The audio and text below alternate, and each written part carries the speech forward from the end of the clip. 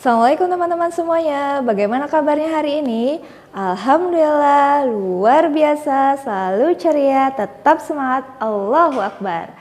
Oke teman-teman, setelah kemarin kita telah melalui pekan PTS, sekarang kita siap-siap tetap semangat ya teman untuk belajar tematik tema 2C, yaitu tentang tugasku sehari-hari. Nah, teman-teman sebelum belajar kita mulai berdoa terlebih dulu yuk. Oke, sikap berdoa. Tangan diangkat, kepala ditundukkan. Oke, kita mulai doa sebelum belajar. Rabbi zidni ilman warzuqni fahman birahmatika ya arhamar rahimin. Oke teman-teman, hari ini Miss Ria akan membahas tentang bahasa Indonesia. Di sini kita akan belajar tentang tata letak suatu tempat. Teman-teman bisa melihat pada slide di samping. Di sini ada toko kue, ada sekolah Nina, ada taman bermain, kantor pos dan juga masjid. Nah, kira-kira sekolah Nina itu terletak di mana ya teman-teman? Nah, sekolah Nina itu terletak di antara toko kue dan juga taman bermain. Nah, sedangkan toko kue berada di mana? Toko kue terletak di sebelah kanan sekolah Nina dan taman bermain terletak di sebelah kiri sekolah Nina. Kalau kantor pos kira-kira ada di mana ya teman? Untuk kantor pos berarti terletak di depan sekolah Nina. Sampai sini untuk tata letak tempat kalian paham? Kira-kira rumah kalian tata letaknya ada di mana ya teman? Oke teman-teman, sekarang kita akan membahas tentang kegiatan ekonomi di rumah. Kira-kira ketika kita di rumah kegiatan ekonomi apa sih yang bisa kita lakukan? Nah, kita bisa membantu ibu atau mengantar ibu berbelanja ke pasar. Di pasar itu ada siapa aja ya teman-teman? Di pasar itu ada pedagang, penjual, pembeli ya teman-teman. Nah, pada gambar di samping Nina membantu ibu untuk membeli bahan-bahan makanan, buah-buahan, sayur-sayuran, dan Nina juga membantu ibu membawakan belanjaannya. Itu salah satu tugas Nina. Nah, nanti ketika sesampainya di rumah, ibu dan Nina saling berbagi tugas. Oke, selanjutnya teman-teman bisa membuka halaman 18. Di situ teman-teman bisa membaca ya. Di sini di buku 2C teman-teman bisa membuka di halaman 18. Nah, berbelanja di minimarket. Apa sih minimarket itu teman-teman? Minimarket itu adalah pasar swalayan kecil. Setelah teman-teman membaca di halaman 18, teman-teman diminta untuk mencari kosakata yang berhubungan dengan jual beli. Kira-kira apa saja yang ada hubungannya kosakata jual beli pada wacana halaman 18. Di situ ada minimarket, ada kasir, petugas kasir, dan juga ada pembeli. Nah, itu adalah kata-kata yang berhubungan dengan jual beli, teman-teman. Oke, selanjutnya kita akan belajar menggambarkan suatu lingkungan berdasarkan geografisnya. Siapa yang pernah ke pantai? Nah, kira-kira menurut teman-teman, pantai itu seperti apa sih? Nah, di pantai itu ada pasir, kita bisa bermain pasir, bermain air, terus di sana juga ada angin sepoi-sepoi, terus udaranya hangat, dan juga ada pohon kelapa. Nah, itu adalah salah satu yang menggambarkan tentang sebuah pantai. Nah, kalau misalkan gunung, kira-kira seperti apa? Nah, teman-teman coba bayangkan dan menggambarkan sendiri ya, bagaimana jika di pegunungan. Oke teman-teman, sekarang kita akan lanjut belajar PKN. Di sini, Miss akan menjelaskan tentang apa saja tugas di rumah. Nah, kalian bisa membuka buku 2C halaman 14. Di sini, Ibu dan Nina, Ayah dan Adi membantu untuk mempersiapkan makan siang. Nah, di sini Nina membantu ibu mencuci sayur-sayuran, memotong sayur-sayuran, sedangkan Adi dan Ayah membantu mencuci ikan. Kemudian setelah semuanya sudah rapi, ayah memimpin doa sebelum makan. Nah, setelah itu berarti keluarga Nina menjalankan tugasnya dengan bekerja sama. Kira-kira dari halaman 14 ini, wacana di atas, yang mana yang merupakan pengamalan sila Pancasila? Nah, di situ ada dua ya teman-teman.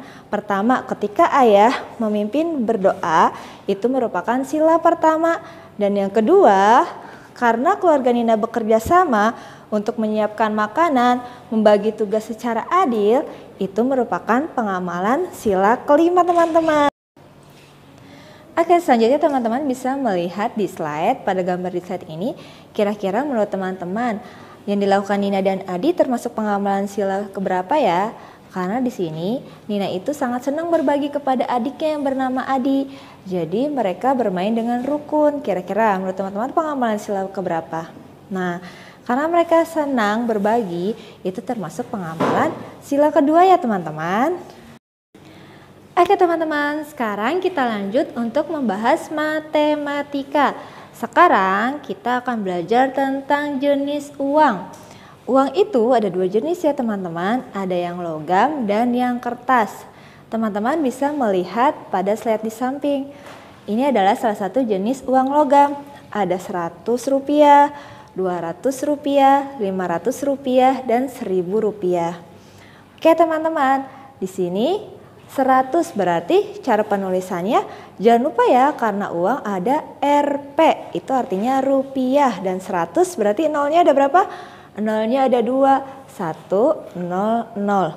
Oke teman-teman, nah sama 200, 500, nah kalau 1000 berarti nolnya ada 3 ya teman-teman, jangan lupa kalau 1000 nolnya 3, kalau 100 nolnya ada 2. Nah kalau tadi uang logam, sekarang uang kertas, teman-teman juga bisa lihat slide di samping.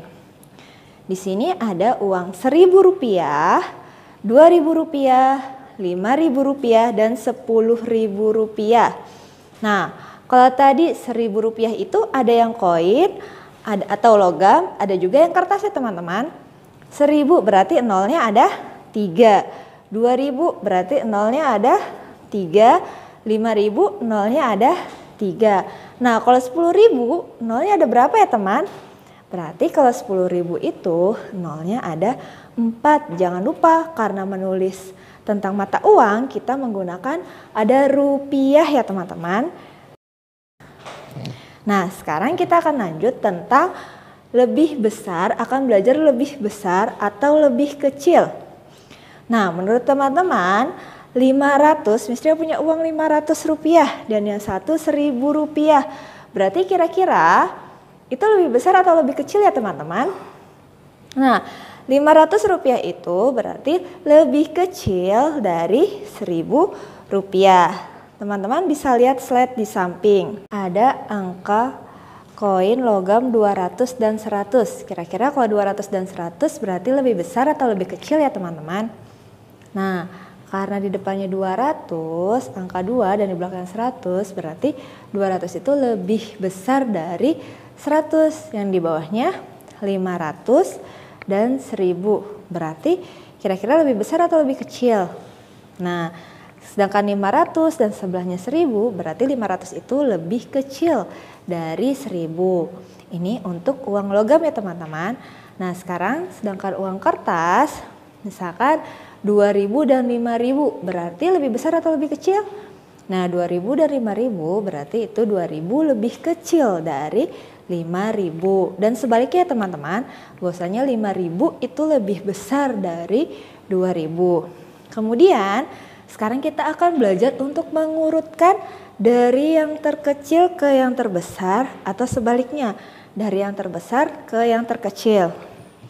Oke, di sini Miss Ria punya uang ada 5.000, ada 2.000, dan ada 10.000.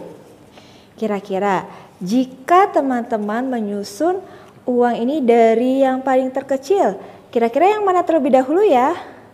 Yang warna ungu, abu-abu, atau yang ini? Nah, jika dari yang terkecil berarti kita mulai dari angka 2.000, kemudian 5.000, dan 10.000. Nah, jika dari yang terbesar, berarti yang mana ya yang lebih dahulu? Nah, jika mengurutkan dari yang terbesar, berarti kita dari angka yang paling besar, yaitu berapa? 5.000? Bukan teman, berarti yaitu kita mulai dari 10.000, 5.000, dan 2.000. Ini mengurutkan dari yang terbesar ke yang terkecil. Paham teman-teman? Semoga teman-teman paham ya. Oke teman-teman, kita lanjut ya. Sekarang kita akan belajar tentang SBDP. Di sini kita akan belajar tentang irama. Ada yang tahu apa itu irama? Irama adalah bunyi yang berulang secara teratur teman-teman. Nah, bunyi pola irama ini dapat bermacam-macam. Ada pola irama birama 2 memiliki 2 hitungan atau 2 ketukan. Pola birama 3 memiliki 3 hitungan atau ketukan. Pola irama birama 4 memiliki 4 hitungan atau ketukan. Teman-teman bisa melihat pada slide di samping. Nah, kalau misalkan irama birama 2 berarti dia memiliki 2 hitungan atau ketukan ya. Misalkan contohnya. Nah, ya, selanjutnya pola irama birama 3 itu memiliki 3 hitungan ketukan ya. 1, 2, 3. Kalau misalkan birama 4 memiliki 4 ketukan. 1, 2, 3, 4. Teman-teman bisa melakukannya dengan menyanyikan sebuah lagu. Misalkan kita coba praktekkan menyanyikan lagu Balonku dengan menggunakan irama birama 2 ya. Kita coba ya teman-teman. Balonku ada 5. Seperti itu teman-teman. Kemudian kita juga bisa mencoba pola irama birama 4 pada lagu Potong Bebek Angsa. Potong bebek angsa, angsa dikuali. Seperti itu teman-teman. Itu adalah salah satu bentuk irama. Oke teman-teman, sekarang kita akan belajar tentang PJOK. Jangan lupa ya teman-teman, sebelum olahraga kalian harus melakukan pemanasan. Di sini sekarang kita akan membahas tentang permainan kasti. Nah, di sini Miss Ria, ini adalah bola kasti ya teman-teman, akan membahas tentang cara melempar dan memukul bola. Untuk melempar bola, itu ada 2 cara teman-teman. Ada yang melambung dan ada yang mendatar. Jika lemparan melambung, maka kalian melemparnya harus ke arah atas, seperti ini teman-teman. Jika mendatar, maka kalian harus lurus tangan ini untuk melempar seperti itu. Nah, untuk pemukulnya, cara memukul juga sama teman-teman. Ada yang melambung dan ada yang mendatar. Jika melambung, maka kalian akan mengayuhkan pukulan kasti itu ke atas. Tapi jika mendatar, kalian akan sejajar dengan bola kasti tersebut. Nah, selanjutnya kita juga akan belajar tentang cara menendang bola. Untuk menendang bola itu juga ada tekniknya teman-teman. Tidak asal menendang saja. Untuk menendang bola kita itu menggunakan punggung kaki ya teman-teman, biar kakinya tidak terluka. Jadi tidak dari bagian luar tapi di punggung kakinya. Kemudian untuk menggiring bola itu juga dengan kaki bagian dalam teman-teman. Nah, jika menggiring bola itu juga bisa dengan punggung kaki. Jadi ketika menggiring bisa dengan bagian dalam kaki atau dengan punggung kaki. Oke teman-teman, sampai di sini pembelajaran kita. Semoga teman-teman tetap semangat belajar di rumahnya. Jangan lupa membantu orang tua karena di sini kita sudah belajar tentang tugas sehari-hari dari mulai bangun tidur, merapikan tempat tidur, jangan lupa sholat subuhnya, kemudian membantu ayah dan bunda, dan juga belajar mengerjakan tugas-tugasnya. Oke teman-teman, Miss Ria akhiri pertemuan kita, pembelajaran kita hari ini dengan lafaz hamdalah. Alhamdulillahirabbil alamin. Wassalamualaikum warahmatullahi wabarakatuh.